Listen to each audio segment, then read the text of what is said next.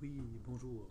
Bonjour donc pour cette rencontre web n'en est pas vraiment une, puisque nous n'avons pas réussi donc à se voir ce soir, concernant justement au fait que la caméra, j'ai joué avec et puis en jouant avec, en changeant l'information, la caméra a comme bloqué. Donc je suis désolé pour cela.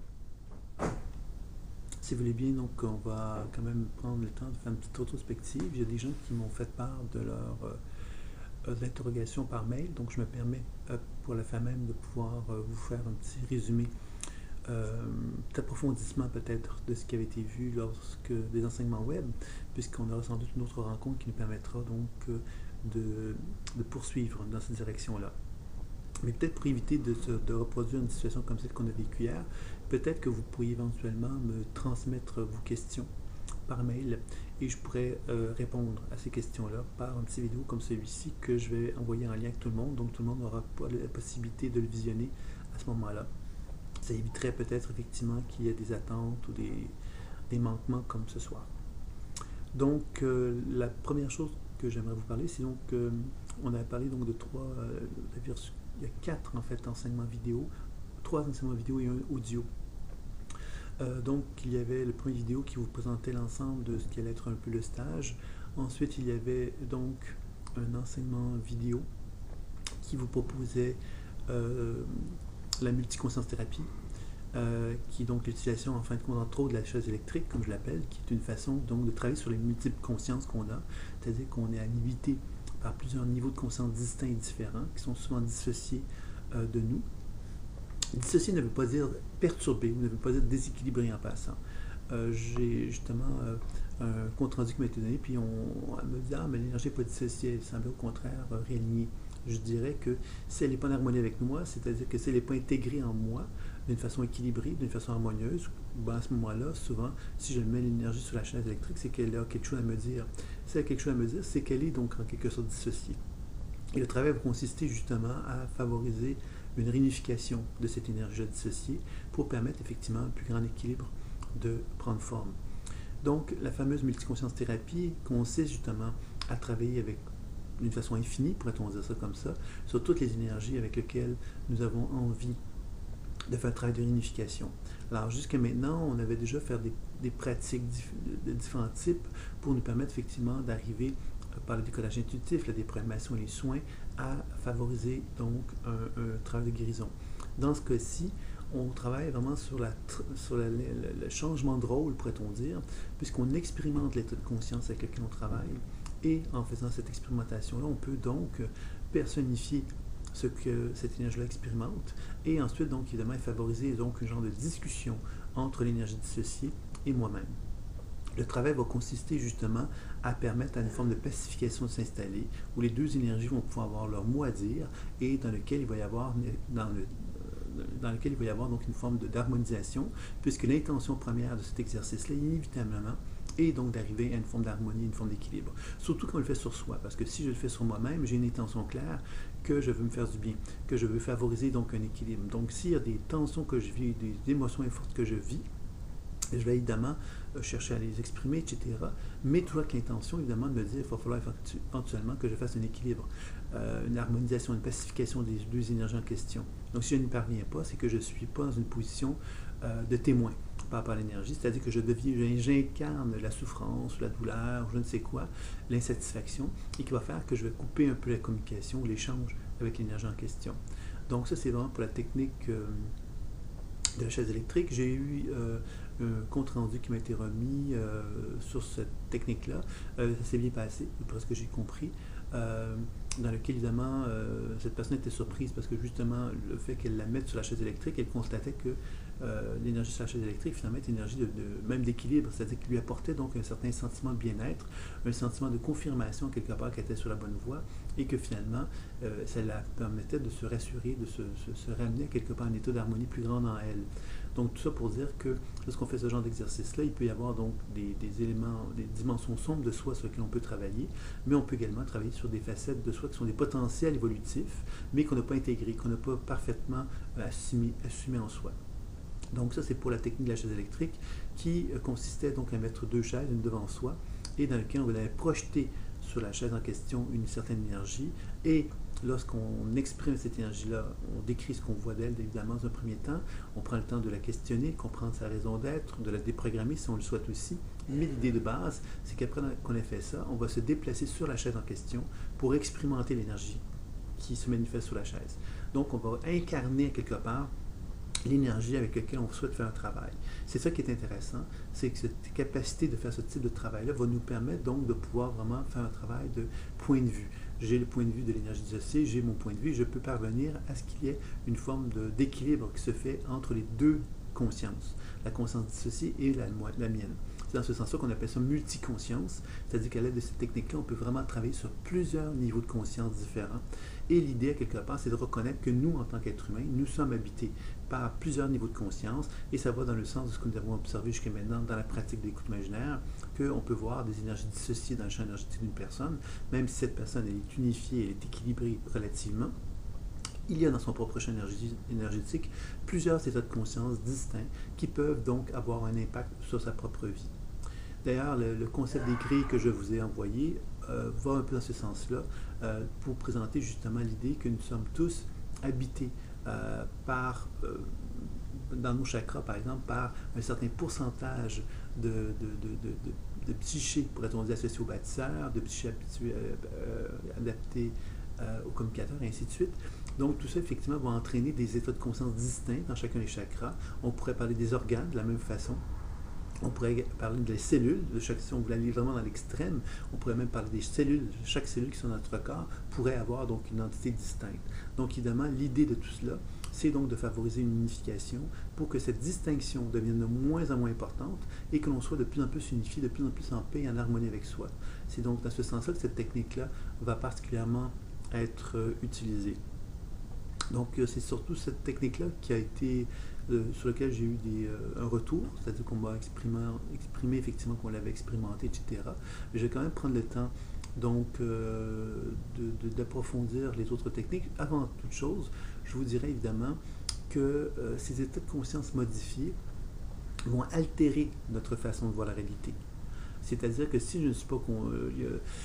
on constate effectivement que dans la vie de tous les jours, quand il y a des événements qui se produisent dans notre vie et qui sont en résonance avec une blessure associée à une de ces états de conscience-là qui est en nous, ce que nous allons faire, c'est qu'inconsciemment, nous allons adopter le comportement en question. C'est-à-dire que nous allons effectivement incarner l'état de conscience, nous perdons la position d'adulte et nous devenons en fin de compte l'état de conscience en question.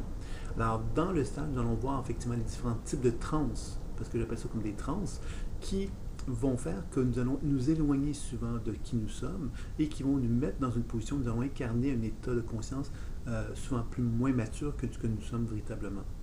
Donc, tout le travail de cette technique-là que je vous propose est un travail très intéressant pour amener justement vous-même à faire ce travail d'harmonisation, mais aussi un partenaire dans un contexte d'accompagnement, puisque vous donnez l'occasion à votre partenaire de prendre en main, à quelque part, son travail, puisque c'est lui qui va faire le travail, nous allons simplement l'assister.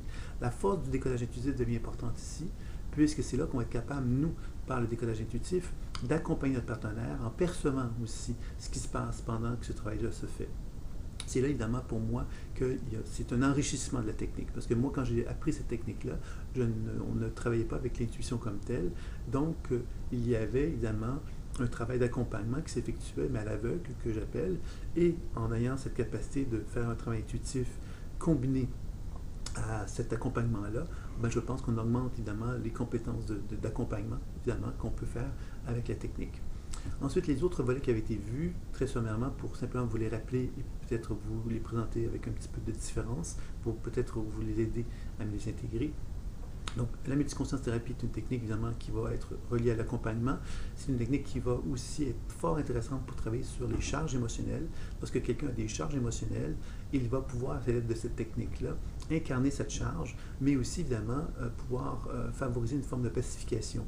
Donc, les charges émotionnelles, ça veut dire quoi? Ça veut donc dire, par exemple, j'ai besoin de crier, j'ai besoin de pleurer, j'ai besoin de dire des bêtises à quelqu'un, j'ai besoin, quelque part, de manifester mon désir de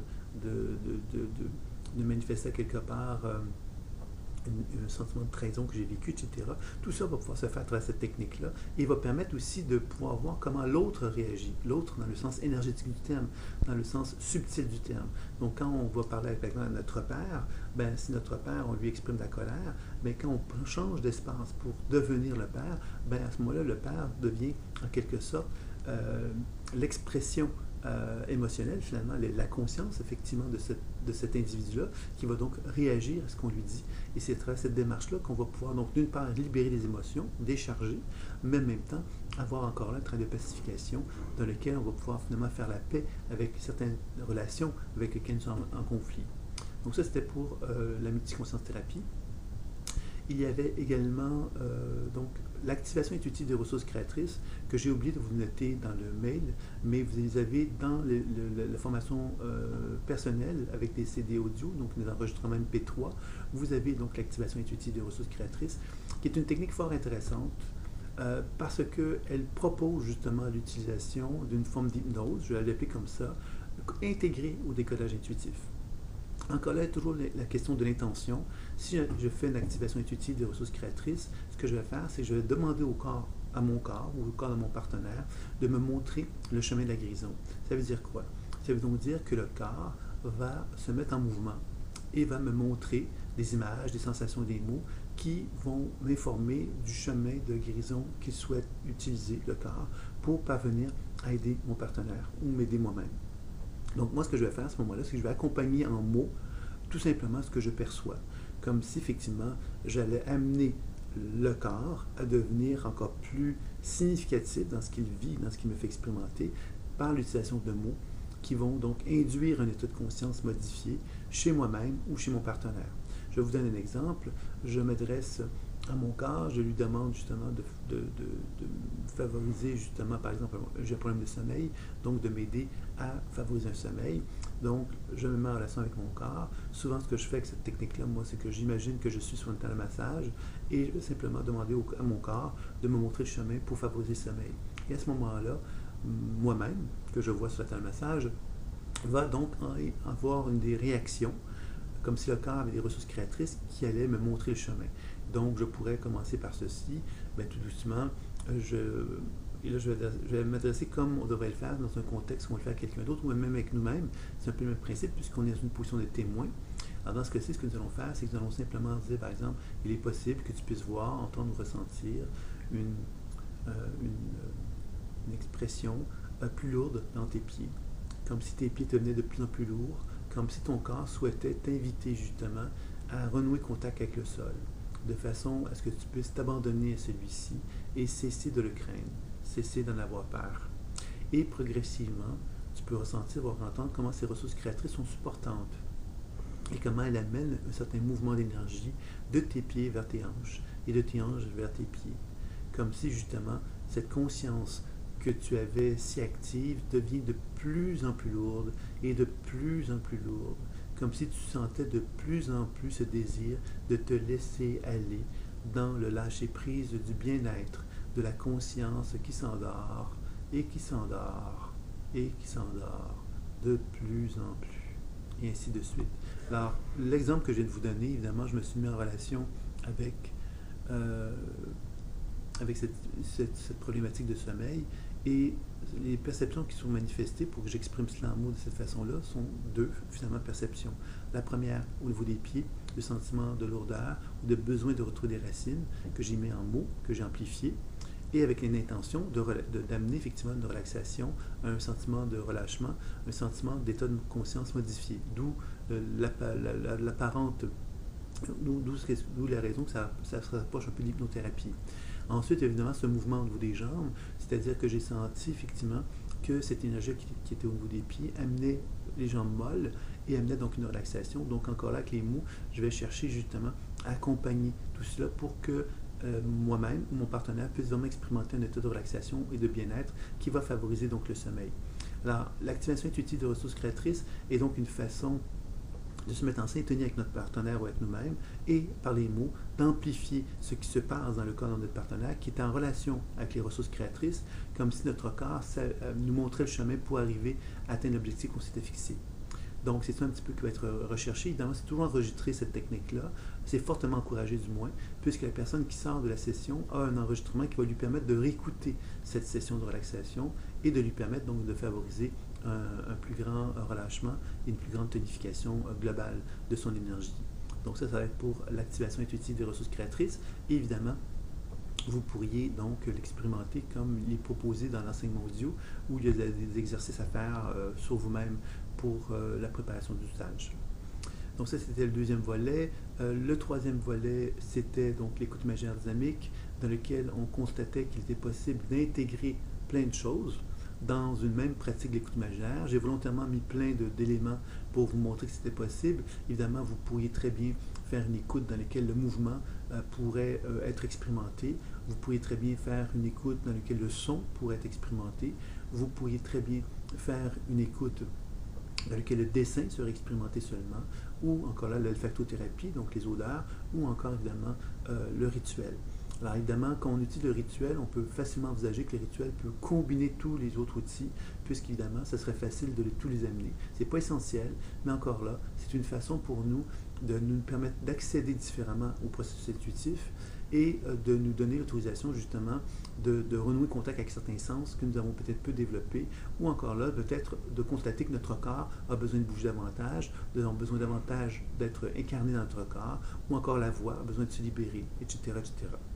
Donc tout ça va nous permettre de pouvoir encore là libérer encore une fois nos ressources créatrices, d'une part pour nous-mêmes, mais évidemment dans un contexte thérapeutique, l'écoute imaginaire dynamique va être très intéressante puisqu'elle va nous donner l'opportunité justement de surprendre notre partenaire à travers d'autres méthodes de travail que celles que l'on pourrait utiliser dans une forme de passivité par exemple, puisque l'écoute imaginaire c'est relativement passif, donc déjà la technique de la chaise électrique, on est déjà moins dans la passivité. L'activation intuitive des ressources créatrices, on amène notre partenaire à participer déjà un petit peu, mais d'une façon assez passive quand même. La chaise électrique, c'est déjà moins passif.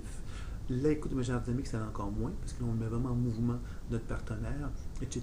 Donc ça, c'est un aspect qui va être intéressant et qui peut aussi nous amener à constater que lorsqu'on sent qu'on est bloqué avec notre partenaire, qu'on ne sait pas trop où est-ce qu'on doit aller, on peut donc, la chaise électrique va être excellente pour remettre les choses en place, mais l'écoute imaginaire dynamique pourrait aussi surprendre notre partenaire, surtout les gens qui ont beaucoup de contrôle, on peut les amener effectivement à expérimenter différemment la pratique de l'écoute imaginaire, et dans ce sens-là, ce serait intéressant. Alors, évidemment, quand on fait tout ça, on le fait toujours en conscience et on le fait toujours avec le sentiment qu'on peut faire du décollage intuitif. C'est ça qui est la clé fondamentale dans la pratique de l'écoute imaginaire dynamique. Le dernier aspect que nous avons vu, c'est l'accompagnement thérapeutique, l'enseignement personnalisé, qui va se faire, lui, évidemment, lorsqu'on souhaite que notre partenaire, justement, développe une certaine habileté à faire des exercices sur lui-même pour favoriser une guérison. Donc, moi, je peux faire un soin, mais mon partenaire pourrait faire un soin aussi, en même temps que je fais le soin, par exemple. Ça veut donc dire qu'on optimise le travail, mais on cherche surtout à amener notre partenaire à développer une autonomie et une capacité aussi de se rendre capable, à l'extérieur de nos consultations, de faire un travail également. Alors, c'est pour le rendre plus autonome, mais c'est aussi, à quelque part, pour l'amener, justement, nous amener à des meilleurs résultats. Puisque si on fait des soins de notre côté et que notre partenaire en fait également, il y a également des chances qu'on puisse augmenter l'efficacité du soin et qu'on arrive à de meilleurs résultats. Donc, l'enseignement personnalisé va être proposé pour amener notre partenaire donc, à pouvoir reprendre chez lui des petites techniques qu'on lui enseigne et qui vont finalement être un mélange un petit peu d'activation intuitive, d'enseignement personnalisé, d'écoute imaginaire dynamique, vous voyez, on peut faire un genre de mélange qui va faire que notre partenaire va avoir un plan d'action qui va pouvoir l'aider justement chez lui à avoir une petite conscience du travail qu'il peut faire sur lui régulièrement pour amener un changement. Et quand il nous voit, bien, il va pouvoir nous faire part des difficultés qu'il a pu rencontrer. Et nous, on va pouvoir approfondir. Donc, c'est là qu'on amène vraiment un travail de participation, de collaboration beaucoup plus intense dans la pratique. Peut-être une dernière chose par rapport à l'activation intuitive des ressources créatrices. Ce que j'ai peut-être oublié de vous dire, c'est que cette technique-là, évidemment, comme elle s'apparente à l'hypnose, elle s'applique à peu près à toutes les applications qu'on peut imaginer que l'hypnose propose. L'hypnose propose une application thérapeutique de cette technique-là à toutes les sauces.